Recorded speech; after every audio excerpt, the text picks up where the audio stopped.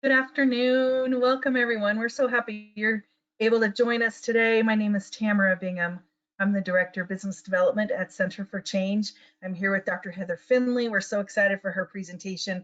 We're exceptionally excited because she has a voice today, as opposed to a month ago when this was originally scheduled and she had laryngitis and zero voice. So we're excited to be able to bring this to you. Thanks to all of you for your kindness and your understanding with our last minute change last month. You know, some things you just can't predict, and everybody was really gracious and lovely about it. So thank you for that.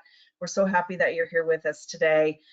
Dr. Finley has a significant amount of things to cover, so I'm going to take as little time as possible on the front end, but we need to do a couple of housekeeping items before I turn it over to Dr. Finley. So first, a copy of the PowerPoint is in the handout section of the toolbar. So if you look at your toolbar, you'll see a section that says handouts. If you click on that, you'll see the PowerPoint is in there. You're welcome. You can open it or download it from there. Just FYI, it's a big file. So sometimes folks have a hard time opening it. You can also find it on our website at centerforchange.com under the professionals tab and the webinars tab. You'll see it there. So you can access it that way as well. In that same section of the toolbar is a copy of the post test. You're welcome to take a look at that throughout the presentation. Just keep in mind, this is for reference only, and I'll talk more about that in just a minute. You're welcome to submit questions in the question section of the toolbar. I'll keep an eye on those throughout Dr. Finley's presentation, and then, excuse me, and then try to get to as many questions as we can at the end. We usually have a significant number of questions for Dr. Finley, so I guarantee you we won't get to all of them, but you can reach out to Dr. Finley on social media. Instagram is a great way to get in touch, and you can ask questions there if you need to. When the webinar ends, there will be an evaluation that will automatically pop up on your computer screen. If you'd be so kind as to take about 30 seconds to complete that evaluation, we would appreciate it. The evaluation is a CE requirement for us, so it's completely anonymous. Feel free to be candid in your feedback. We then tabulate those results, send those to the CE approval entities. So if you take just a minute to do that, that'd be wonderful. And then about an hour after the webinar ends, you'll receive a separate email from GoToWebinar with the link to take the online test. You must take the test online in order to receive continuing education credit. When you pass the test online, the certificate will automatically be downloaded to your computer. So if you don't see it on your screen, check your downloads file because it's probably there. Okay, I think that's all of our housekeeping things. I'm excited to be able to turn things over to Dr. Finley, known in my world as Heather. We've known each other for a long time, and she's a phenomenal human. And an amazing dietitian. She's a registered dietitian. She's a gut health specialist. She really knows her stuff and also is kind and lovely and warm. And her clients so appreciate the care that she gives to them. And we love it when she presents for Center for Change because it's the most popular webinars we ever do each year. And we just love to have her with us. So without further ado, Dr. Finley, I'm going to send it over to you. So there we go. All right. Can you guys see this? Not yet. I see it, but not full screen yet, Heather. Okay, cool. There it goes. Okay, I'm going to turn off my camera and my mic, but you know the drill. If you need me, I'm here. Just holler. Otherwise, I'll see you at the end of the presentation. Okay. Sounds good. Well, like Tamara said, thank you so much for understanding.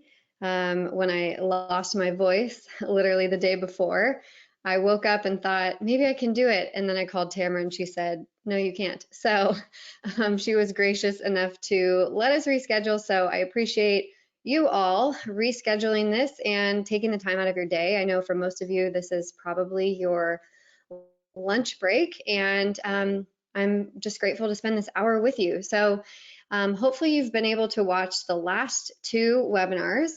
This is the third in our series, and we're kind of going to wrap up a little bit with some fun topics, prebiotics and probiotics and symbiotics and all those things and what they mean, and give you some practical things that you can do with your clients. So like Tamara said, if you have questions, feel free to put them in the question box, and feel free to reach out to me. I'm an open book and I'm always happy to answer questions. So I think probiotics are a really, really hot topic.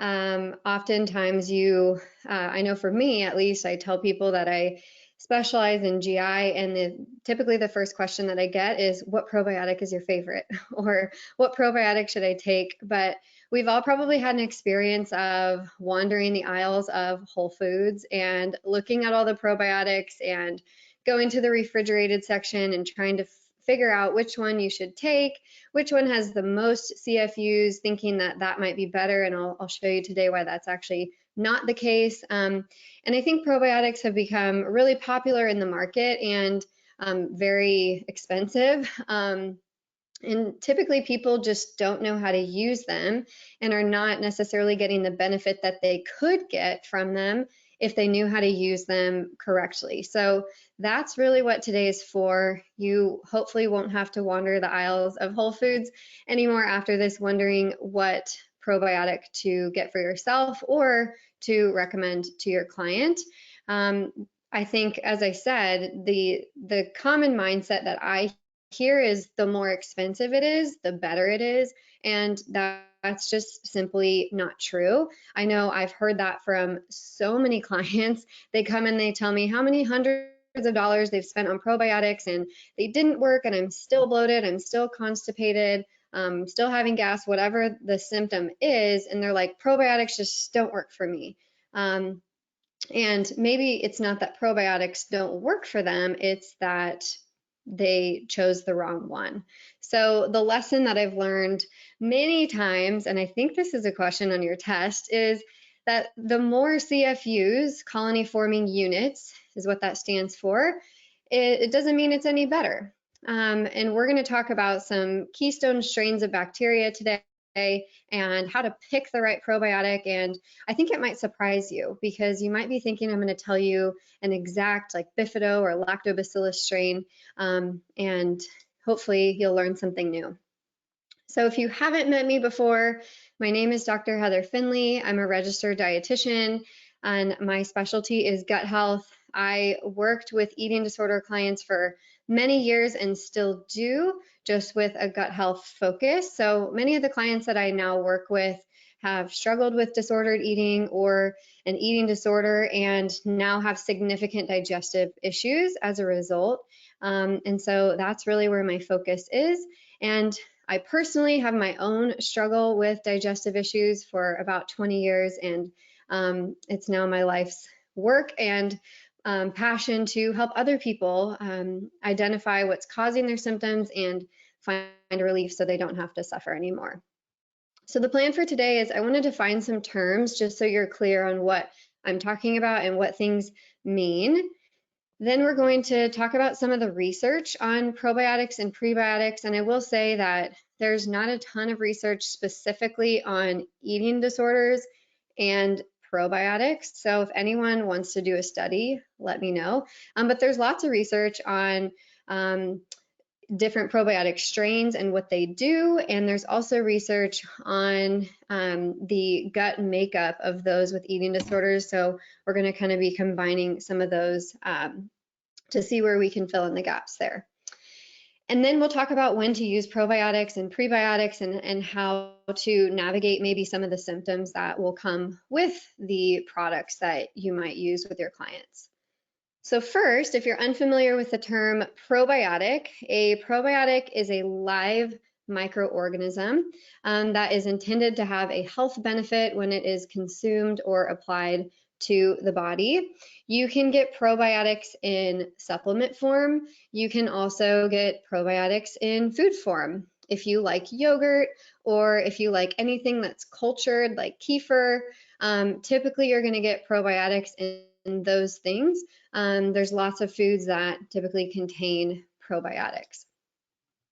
The next term that we have is prebiotics.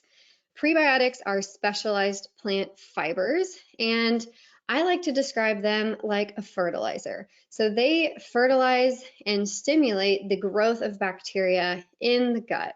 And in my opinion, especially for this population, are typically more important in some cases than the probiotics. Because just like we need food to survive, so do probiotics. And prebiotics are their preferred fuel source. If you've come to the other webinars or heard me speak before, you've probably heard me speak about prebiotic fiber, as well as polyphenols and resistant starch. These are the preferred fuel sources for these organisms, probiotics, and when the diet is lacking in these things, then it's hard for these probiotics to survive. And then I wish I could do show of hands here, but I can't see anybody. But a symbiotic. Symbiotics refer to food ingredients or dietary supplements that combine both. So they combine probiotics and prebiotics to create a synergistic environment so that the probiotics can thrive. And I'll show you some examples of what those are. They're becoming a lot more popular on the market. Then we have short chain fatty acids. If you've attended webinars before, you've heard me talk about this, but short chain fatty acids are the main metabolites that are produced by the gut microbiota in the large intestine through anaerobic fermentation of undigestible polysaccharides such as dietary fiber, the prebiotic fiber, and resistant starch. So short chain fatty acids will influence the gut-brain communication, sometimes directly or indirectly. So I'm going to show you some studies on short chain fatty acids and why they're really important for your clients, whether they're struggling with an eating disorder or any type of mental health condition. So you might not be able to see this, but the study is linked below, so you have access to the slides. You can look it up if you want to look it up and study it a little bit more in depth. But what this visual is showing here is the conversion of dietary fiber in the gut and how the gut produces the major short chain fatty acids. So there's three main short chain fatty acids that we care about or that we're paying attention to. Acetate, propionate, and butyrate are three that we're looking at just in this diagram right here. So acetate, as you can see, is produced over here via acetyl-CoA. For those of you that are dietitians in the room, this is probably taking you back to nutritional biochemistry. Butyrate is synthesized from two molecules of acetyl-CoA, yielding acetoacetyl-CoA. And then propionate can be formed from PEP through the succinate pathway. And also lactate is part of that as well. So what if you're like, what the heck does this mean? And this is super overwhelming. You don't need to memorize this, but what you need to know about this is that when someone eats fiber, the probiotics in their gut go through this entire crazy complicated process, and that's how short chain fatty acids are produced. And these short chain fatty acids are very important when it comes to gut health. So just kind of keep in mind from this visual, what you need to know is you eat fiber and short chain fatty acids are produced.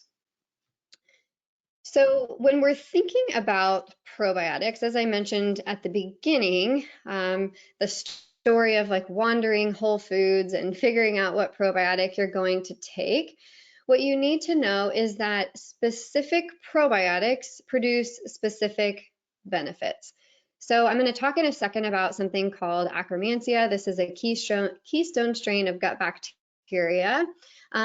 This specific bacteria produces acetate, whereas Faecalibacterium, which is another keystone strain, produces butyrate. And so what you need to know here is that there's specific bacteria that produce specific things, and that's why we need a variety of bacteria, because they're all working for us in a different way. So probiotics are strain specific. This is why you don't just want to go to Whole Foods and buy a random probiotic because your friend liked it and your friend tried it, because it might not be the right strain or even dose for you. So you want to match the strain to the condition and in the right dose. Just like if you were to go to the pharmacist and you had a headache, or maybe like me a couple weeks ago, you were sick and you couldn't figure out what was wrong with you. You need to know what medication to take, how long you're going to take it, and in what dose. The same thing goes for probiotics. So this should hopefully give some clarity to you on how to implement this with some of your clients. So I mentioned Akkermansia and Faecalibacterium earlier, but Keystone strains are essentially strains of bacteria that are very important for gut health. And the more that we learn about these actual strains of bacteria, the more important they become.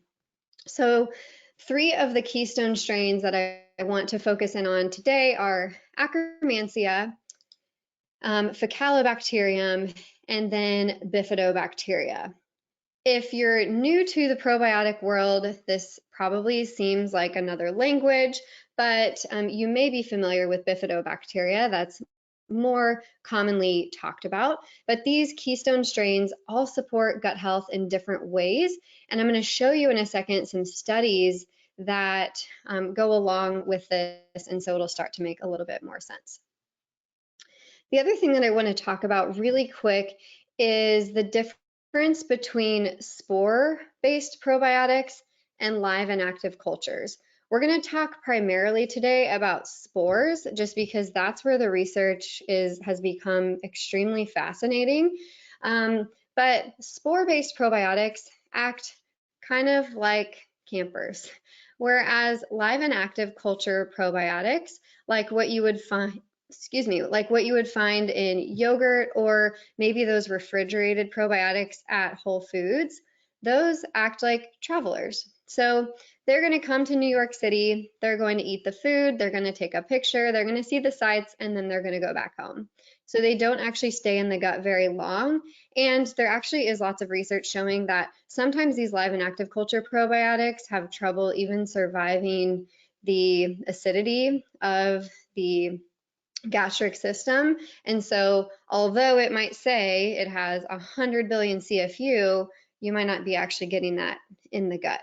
Spores, on the other hand, they are naturally found in the dirt.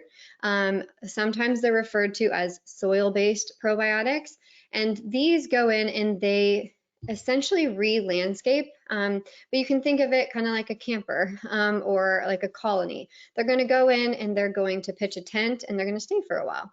And so especially when you're trying to repopulate someone's gut, spores can be extremely helpful, and I'll show you how to do that. So the other thing to keep in mind about probiotics, specifically spores, is that they can not only populate the gut, so they're not only going to bring that bacteria into the gut, but they're also going to be used a little bit to weed eat some of the unwanted bacteria as well.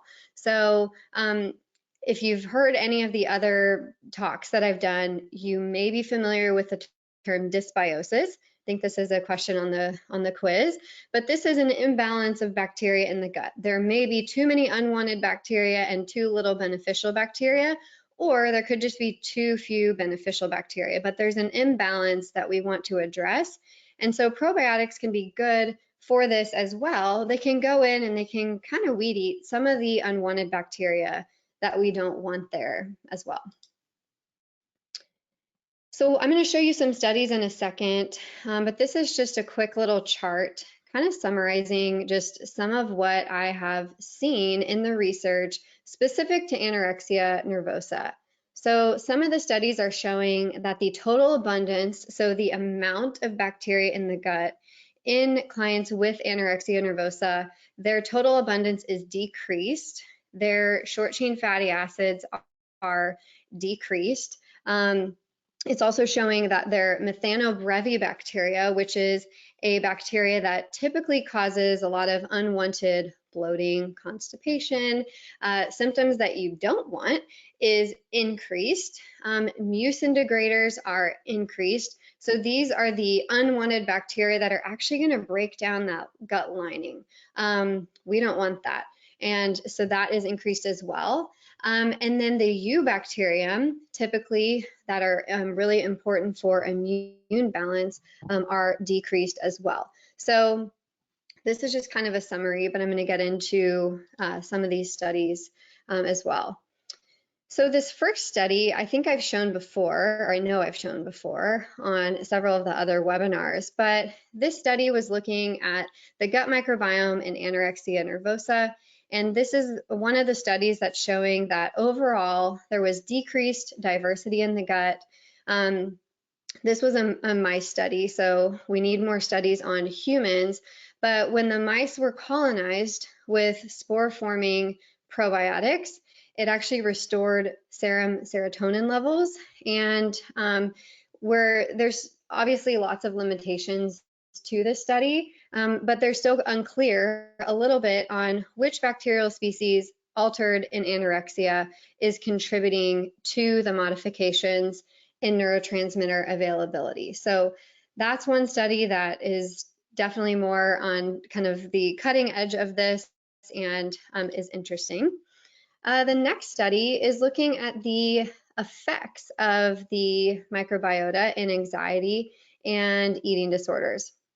And what they found is that there are imbalances in the gut in those clients with eating disorders and anxiety. And they showed also that there were specific bacterial groups in these guts that had inflammatory capacity and lowered the prevalence of short chain fatty acids. So you're going to hear me talk over and over again about short chain fatty acids, but in this study specifically, they were showing that there was production of endotoxins and inflammation, which was further exacerbating some of these anxious symptoms.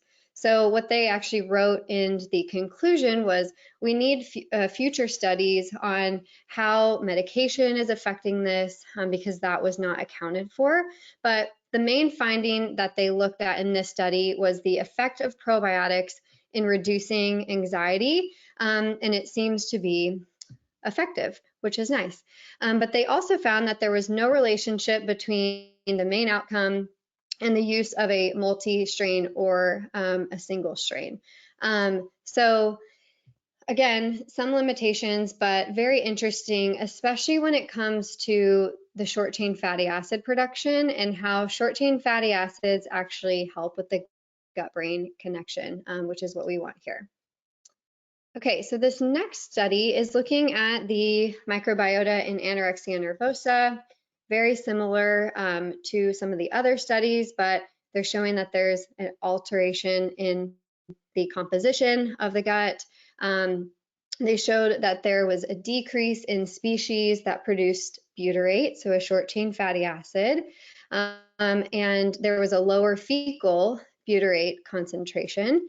So, and then the other thing that's interesting here is that there was higher amounts of that Methanobacter brevibacteria, which is important to know because that could be maybe what's contributing to what you might see in your clients as tons of bloating, tons of constipation, tons of these unwanted GI symptoms.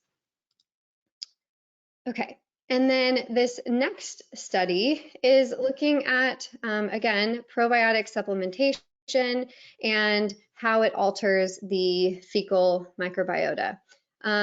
But it was looking at specific strains that are depleted in eating disorders and how the composition of the gut is altered. Lowered fecal short-chain fatty acid production. So hopefully you're getting the point here. There's many studies that show that there's alterations in the gut, there's lower amounts of short-chain fatty acid production, and that could definitely be contributing to this exacerbation in anxiety, as well as just overall gut function and potentially some of the gut symptoms that your clients are experiencing. So this study specifically was not on eating disorders, but it's on Bacillus spores. And as I mentioned earlier, spores are those colony-forming probiotics. This was looking at these spores in the management of major depression and irritable bowel syndrome. And what they found was there was an improvement in depression and IBS-related symptoms, and it was statistically significant and clinically meaningful, meaning that these spores were very helpful in the treatment of these patients. And I've come to love spores, especially with my clients, which is most of them, that have not only disordered eating potentially in their past or currently, as well as mood issues coupled with these digestive symptoms. So you may have had an experience where your client has all these things going on. They're struggling with disordered eating, they have an eating disorder that's really prevalent, but they also have digestive symptoms, they're extremely anxious, and it can kind of just feel like you're trying to fight fire with fire a little bit. But maybe they went to a GI doctor and they were told, just eat more fiber and drink more water. I know that happened to me many of times, that's happened to many of my patients, but sometimes when you tell someone that has a decrease in overall diversity in their gut to just eat more fiber, they feel worse because as humans, we actually can't digest fiber. Our gut bacteria do that for us. So obviously, it's going to be different for each person, but if someone has been restricting large amounts of food for a very long time and their gut diversity is very minimal, they probably can't tolerate a lot of these foods, which is why they're so uncomfortable when they eat anything that has carbohydrates and fiber in it, because they don't have the actual bacterial populations to be able to digest this. So now your client is miserable and bloated and doesn't want to add any more foods in because it's further perpetuating that belief that they have that food is the problem. But really, it's not the food that's the problem. It's the lack of the ability to digest it that's the problem.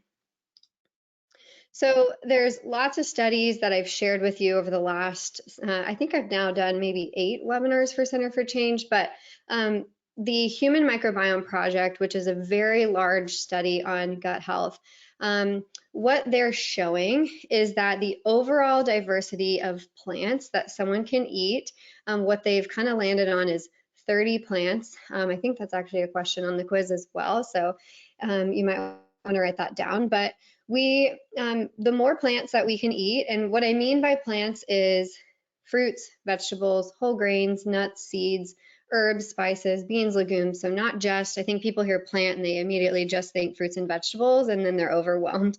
But the more diversity that we can get on the plant side, the more abundance of bacteria we're going to have. But what they've also found is the bacterial genome outnumber our cells 150 to 1, which is crazy that there's that much bacteria in and on our body that helps us with a lot of different things. So there's a lot of different solutions. There's probiotics that are the live and active containing probiotics, live and active cultures. Those are typically the ones you're going to get on the refrigerated section at Whole Foods or wherever. There's spore-based probiotics, and I'll get more into that in a second. There's prebiotic fiber, which I have touched on in some of the other webinars. And then there's symbiotics. And not one of these is necessarily right or wrong. You'll probably leave today with more questions than answers, which is a good thing because that means you're learning.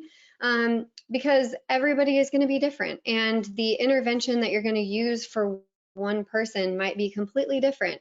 But I'm going to give you some foundational things that you can try with your clients with the overall goal of helping to restore their gut function and helping to also improve mood symptoms that are related as well. So which of these do we choose? It's very hard, and it can kind of seem like a whole different foreign language when you start getting into all the names of these probiotics and all the short chain fatty acids and everything else. Typically people think like, I'm just gonna go and I'm gonna buy the probiotic with this many strains and surely one of those is meant to help me. But that actually might not be the best plan when a gut is super depleted and super starved from a diet perspective. Typically people are going to have a lot of symptoms and they're probably not going to feel super great. And then also the other piece is making sure it can survive the pH of the gut and that they're actually going to be able to get the benefit here. So there's some really interesting research too on just where we get our microbiota. And Antonio Gonzalez, you can look him up. He has some studies. And basically what he has studied is that 838 days is basically from birth until then, so that's like 2.25 years, is the most influential time in someone's gut development. So from the time they're born to the time that they're 2.25 years old, that's the time when the gut changes the most, but it's also the most influential time. Now, that doesn't mean that if someone was on frequent antibiotics and before they were 2.5, or ate a very limited diet, that they're in no luck and there's nothing that they can do about it. That's where some of these spore-based probiotics can come in to help repopulate and essentially reseed the gut. So I think that is very interesting to just think about the length of time when we're most susceptible to this. And this might not be the case for a lot of your clients, but it's important to take a history all the way back to birth. Like, how were they born? Were they breastfed? Did they have any significant trauma before they were 2.5 years old?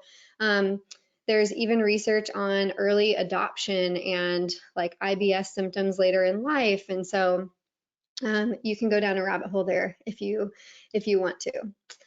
But here's the order of events that I've seen as effective and that we're seeing now in the research as effective for people that have really depleted microbiomes and also that are really sensitive to any changes. So typically we're going to want to reseed the gut with spores. Then we're going to want to support that with prebiotic fiber.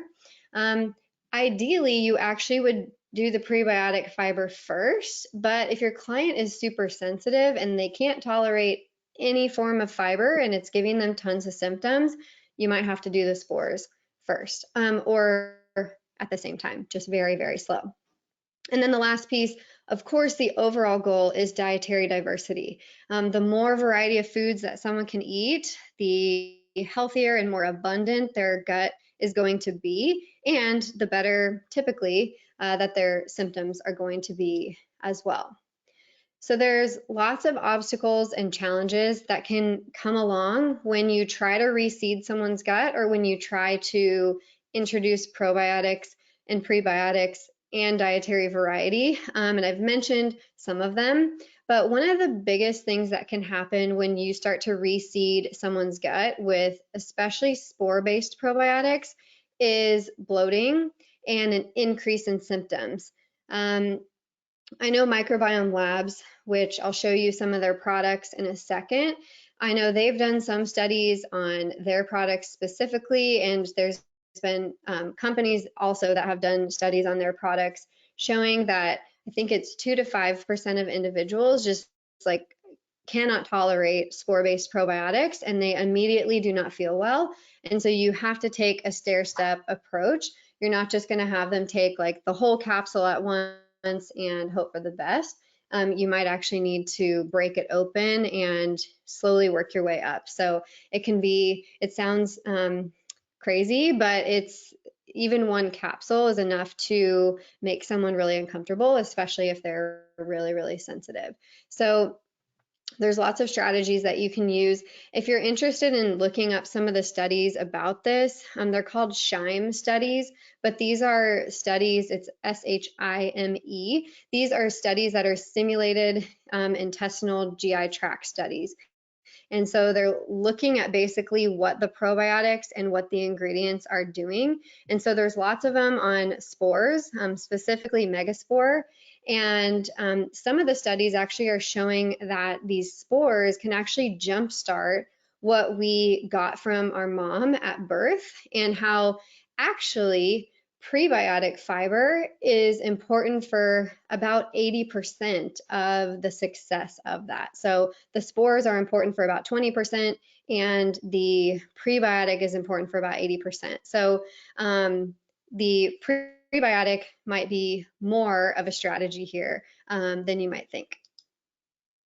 So the overall goal when you are looking to increase the overall diversity in someone's gut to get the benefit is short chain fatty acid production. So we want to simulate what's going on in that gut, going back to that picture at the beginning, the prebiotic, probiotic, and short chain fatty acid production. That's what we're going for, because short chain fatty acids are going to reduce overall inflammation in the gut. They're going to help with that gut-brain axis, and they're going to help with the digestive symptoms. So how do we do that if someone's really uncomfortable when they eat fiber or when they take probiotics? So there's a couple products that you can use, and I just am going to put the disclaimer out there. I am not sponsored or paid by any of these companies. These are just products that I personally use with clients, and there's many other products out there, but for the sake of time in this presentation, I've just had to limit it to a couple so I can effectively go through them. So the first strategy that you can use with your client to help reseed their gut and to help improve that overall diversity are spore-based probiotics.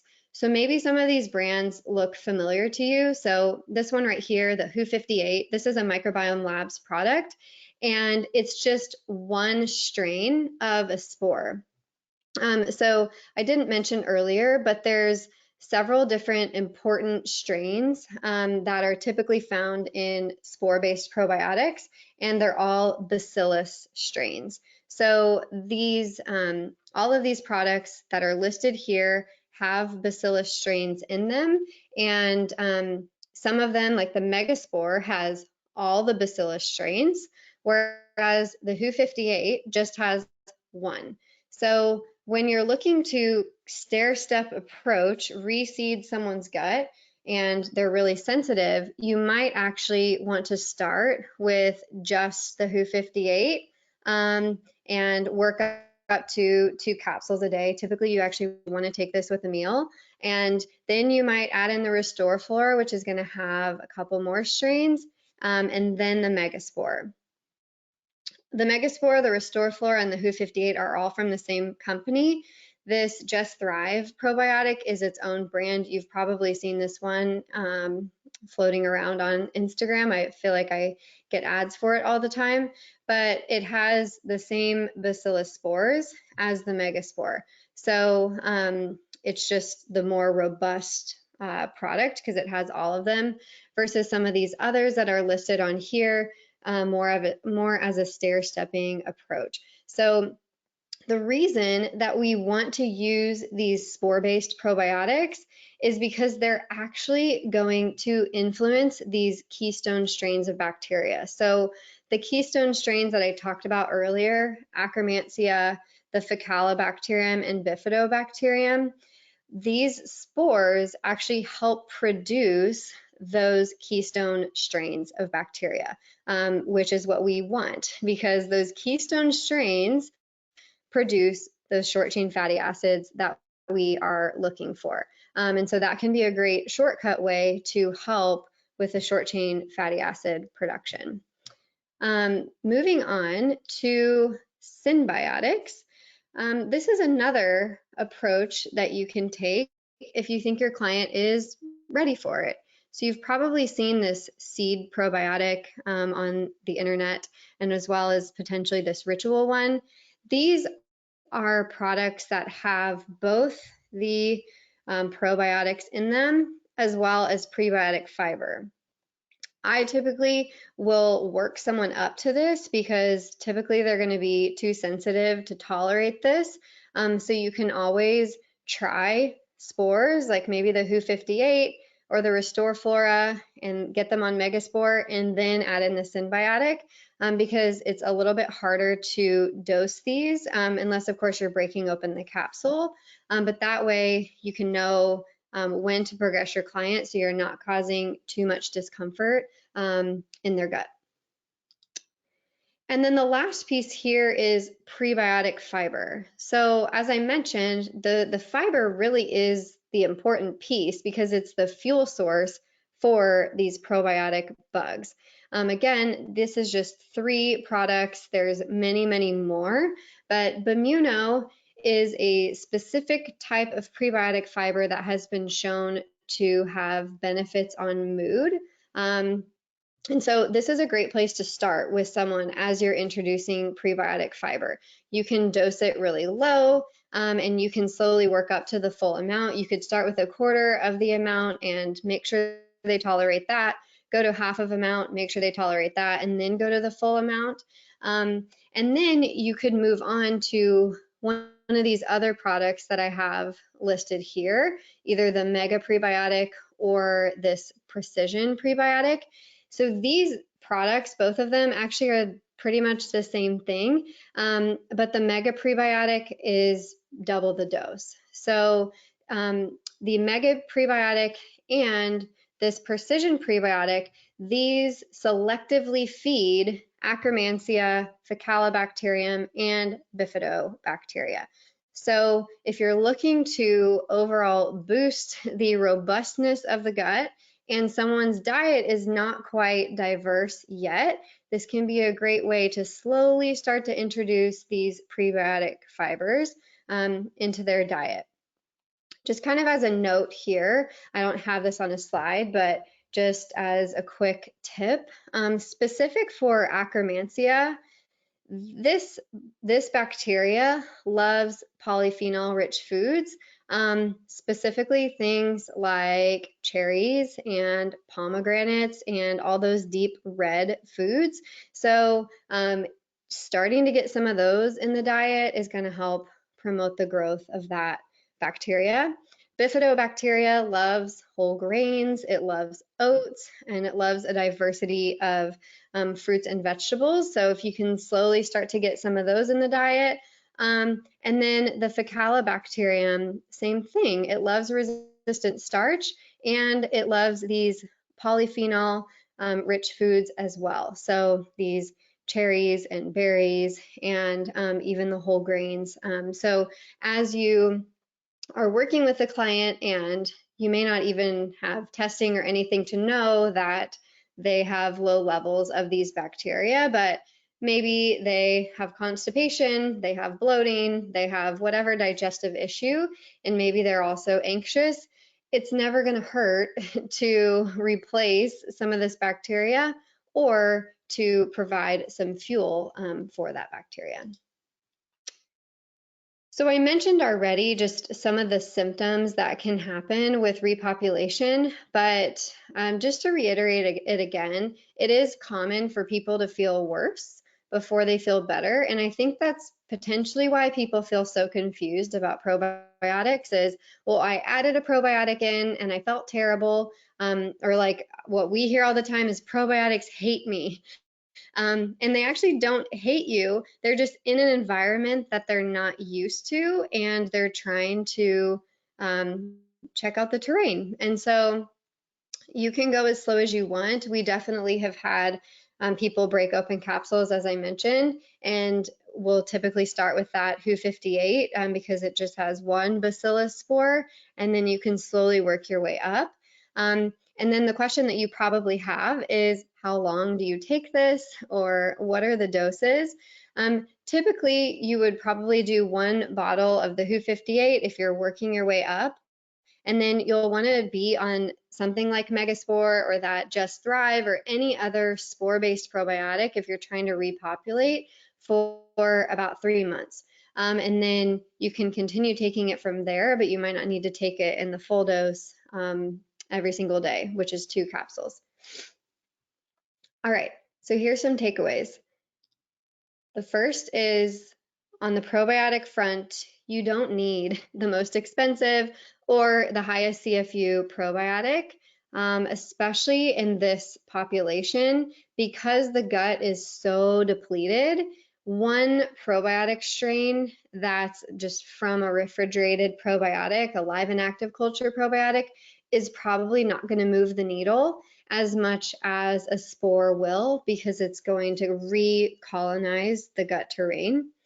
So spores can be a really novel approach when you're working with some of these clients, and it's a very low risk intervention as well, as long as you go really slow and monitor the symptoms as they go along. So I've probably said that so many times and you get it by now, but just go slow. There's no rush. There's no need to work your way up to the full dose of 2 capsules.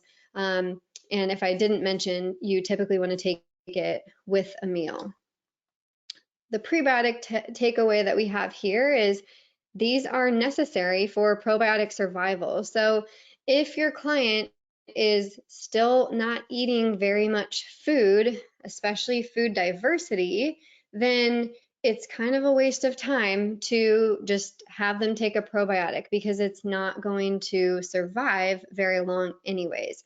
So you can actually start with prebiotics. You can either start getting them to include more prebiotic fiber, resistant starch, polyphenols in their diet, or you can use one of the products I mentioned or many of the other products out there on the market to help slowly start to feed the gut. And you're going to want to make sure, especially if you introduce spores or any probiotic, that you're using prebiotics as well. So probiotics, prebiotics, and then symbiotics, if you decide to do them together, that seed or ritual or whatever, there's many other products, can definitely be used as a novel approach to eating disorders, because we know that when the gut is populated, the gut is diverse, and the gut has fuel, there is adequate short-chain fatty acid production, and there's going to be benefits mood-wise, gut-wise, and just overall health-wise in the body, reducing inflammation. So if you've been here before, you may have already downloaded this, but if you want a checklist, digestive health checklist that's kind of walked through all the things that we've talked about in the last 3 webinars, you can go to this website, you can download it, you'll have to fill out just a quick survey, and then you can save it. It'll be a Google Doc, so you'll want to make a copy of it and save it on your Google Drive, then you can use it as much as you wish. And here's how we can connect. We can connect on Instagram. My name is Dr. Heather Finley there. I'm on LinkedIn or the Love Your Gut podcast. I actually did just have a really interesting episode last week on Atrantil, which is a product I didn't put on here. I should have, but there's a product called Atrantil Pro, which is a spore-based probiotic and polyphenol together. So if you're interested in what I'm talking about and you're interested in the benefits for either you or your clients, go listen to that episode. I interviewed the founder of that product, and he talks about the science behind why taking spores and prebiotics together is best case scenario. So you can definitely check out that episode if you want to dive even deeper into some of the science. He's definitely a wealth of knowledge there. Okay, so I think we do have time for questions, Tamara, so I'll turn it back over to you. Yes, we do. You can leave your screen on, Heather. It's fine. I don't need it back. It's okay. We have lots of questions, and we have really great questions, I think, some really fun ones. So we'll just dive right in. I'm going to start from going backwards. So these were the questions kind of near the beginning or the middle of your presentation. So hark back if you can. Okay, what medical tests need to be run to find out what the gut bacteria levels are? There's lots of tests on the market, and there's limitations to all of them.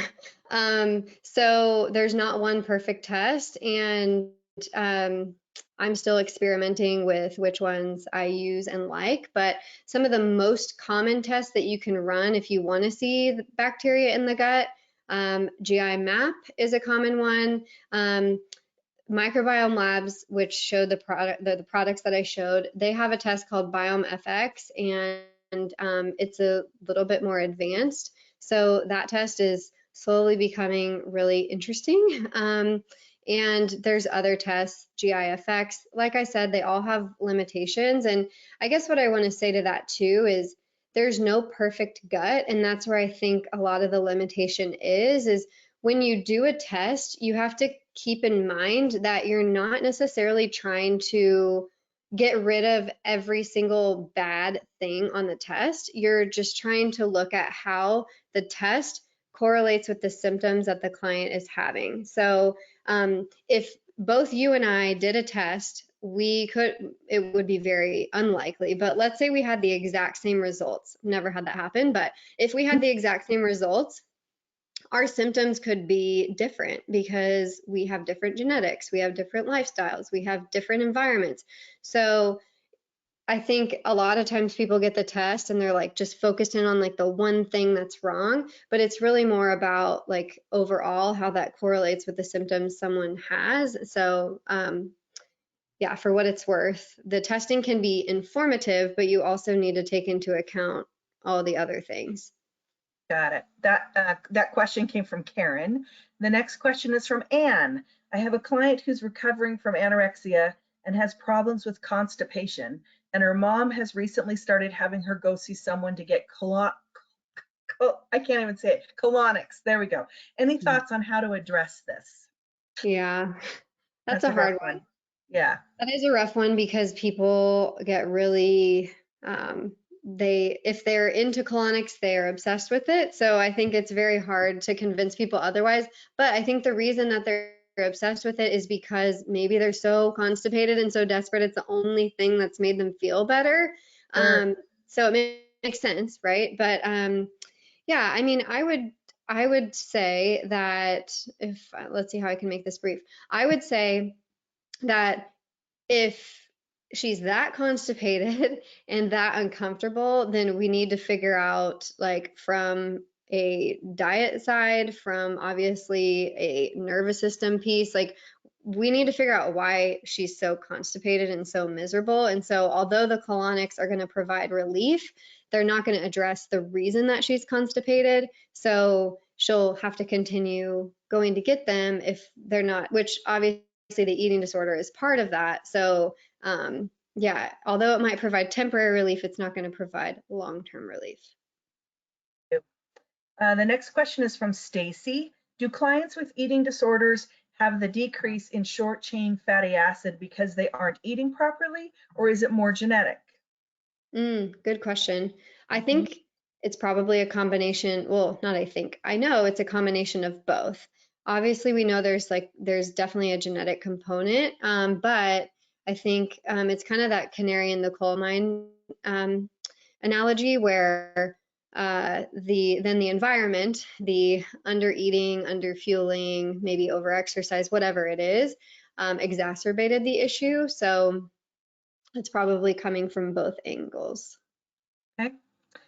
This question's from Abby. What are your thoughts in regards to rotating probiotic strains every few months?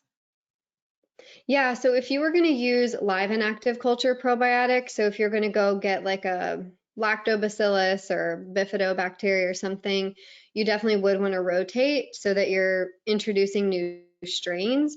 But I don't know that you need to do that necessarily if you're getting diversity in your diet and if then you can repopulate the gut. So yeah, I think it goes back to the prebiotic conversation and then potentially looking at what they call sporulation or sporalism, where you're like reseeding the gut. Thank you. Amy asks, some research shows that our microbiota is like a fingerprint. We can add probiotics, but without continued intake, they do not stay at a level. Is the goal that spores help at first, and then when GI symptoms and diet have improved, do you discontinue the spores? I know you mentioned earlier you can back off on the spores, but do you discontinue it entirely?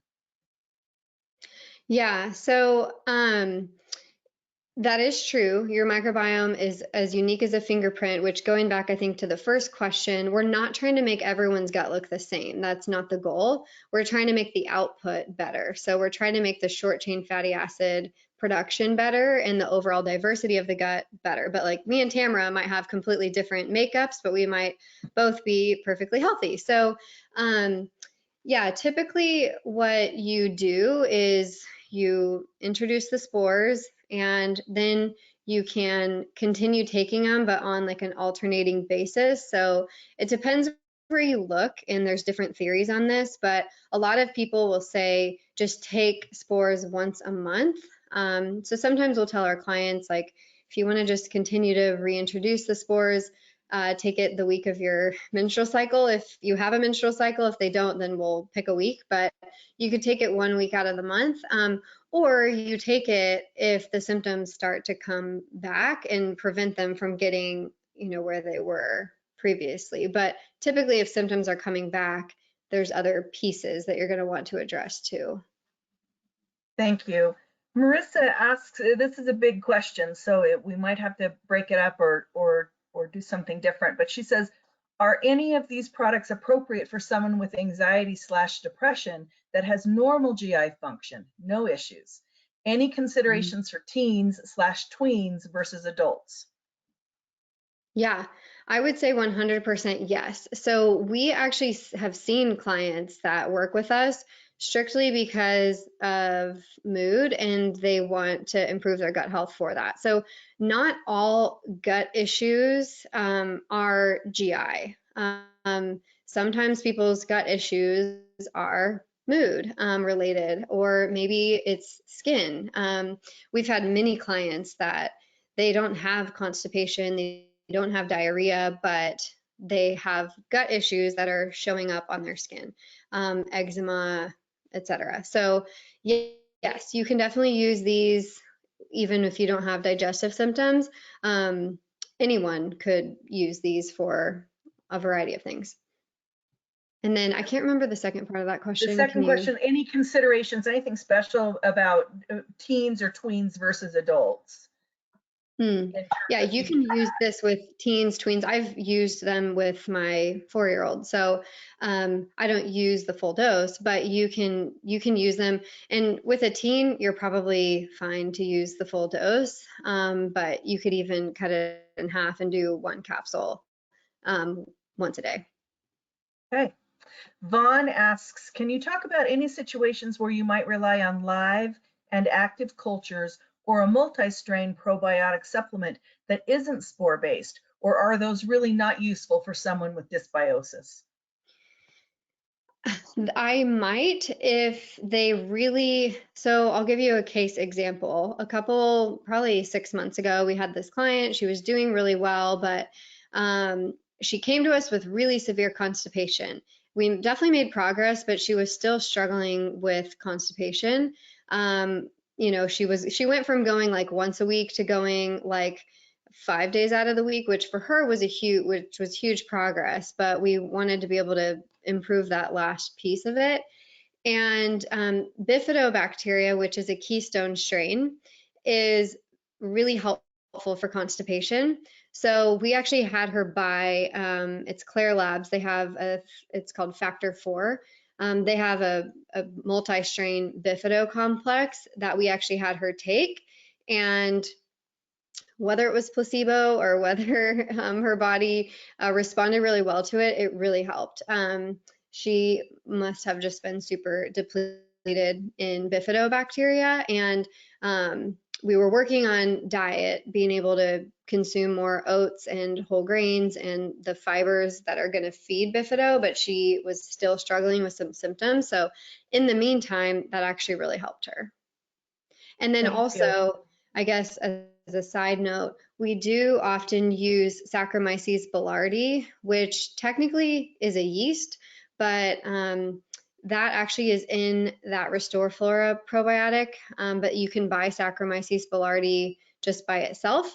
And when someone has H. pylori, or they have history of C. diff, or they have a variety of other things, we will use Saccharomyces boulardii. So there are like specific instances, but if someone is just super depleted, you're going to get more bang for your buck, typically by using spores. We'll do one more question, and then we'll give a little last minute information and let folks go. Okay, so this question, let me find it. Thought I had it. Oh, there we go. This question is from Danielle. Any research on probiotic use for other eating disorders such as BED or BN? Yeah, there is. There's just less.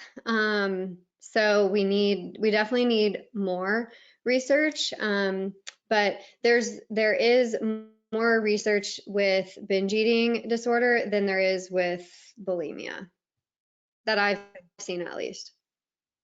Great, thank you. And if folks want maybe some more information about that, Heather has still her slide up about how you can connect, whether it's that question or other questions. We probably have 40 more questions. It's wonderful. It's sparked a great conversation, and we're so happy that you could be with us today, Dr. Finley, and thanks to everybody who's joined us today. Just two quick reminders. First of all, when I finish the webinar here shortly, you will have a pop-up screen that I'm having a hard time with an evaluation. There we go. With the evaluation for the webinar, if you take just 30 seconds or so to complete that evaluation, we'd appreciate it. That is a continuing education requirement for us. It's completely anonymous, so feel free to be candid in your feedback. And we then tabulate those results and send those to the CE approval entities. And about an hour from now, so not 5 minutes from now, about an hour from now, GoToWebinar will send you a separate email. It'll look similar to the confirmation email you received when you registered. You'll get a separate email about an hour from now with the link to take the online test. You must take the test online in order to receive continuing education credit. Once you pass that test, a CE certificate will automatically be downloaded to your computer. Excuse me. So please look for that. If you don't see it on your screen, it might be in your downloads folder. Thanks again, everybody. Stay well. We hope you can join us again next time. Our thanks again to Dr. Finley. Bye, everybody. Thank you.